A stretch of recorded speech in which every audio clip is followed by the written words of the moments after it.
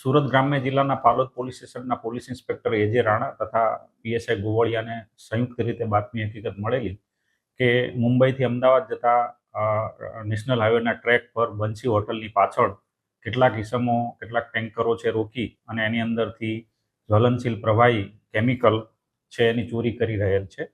એ બાતમી હકીકત આધારે બે પંચો રૂબરૂ પોલીસ ઇન્સ્પેક્ટર તથા ટીમ દ્વારા ત્યાં રેડ કરવામાં આવેલી અને રેડ દરમિયાન આ કામના જે આરોપીઓ છે, જે ટેન્કરના ચાલક છે જયપ્રકાશ યાદવ, શ્રવણ ભવરલાલ ખટીક, શિવશંકર યાદવ તથા જે મેઇન આરોપી છે સુરેશચંદ્ર ખટીક કરીને છે, એ લોકો એક ટેન્કર છે ઊભું રાખીને એમાંથી 600 લીટર જેટલું જ્વલનશીલ પ્રવાહી, જેનું નામ છે ટોલિન, આ જે પ્રવાહી છે એ 600 લીટર જેટલું એક ટેમ્પાની અંદર ભરેલું હતું અને બીજા ટેન્કરમાંથી કાઢવાની કોશિશ કરી રહેલ હતા. એ દરમિયાન પોલીસ ઇન્સ્પેક્ટર અને એમની ટીમ દ્વારા રેડ કરી અને આ આરોપીઓ છે 3, એમને પકડવામાં આવેલા છે. સુરેશચંદ્ર ખટીક છે ત્યાં સ્થળ ઉપરથી નાસી ગયેલ છે અને આ તમામ મુદ્દામાલ છે 1,16,00,000નો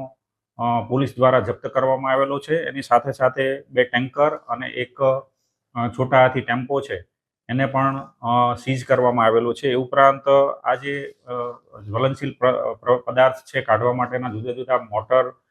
પાઇપ જેવા સાધનો પણ કબજે લેવામાં આવેલા છે. આ આરોપીઓ છે એમના વિરુદ્ધમાં હાલ બીએનએસની વિવિધ કલમો તળે ગુનો દાખલ કરી અને આ જે આરોપીઓ છે એને એરેસ્ટ કરીને એના વિરુદ્ધની કાયદેસરની કાર્યવાહી કરી એફઆઈઆર છે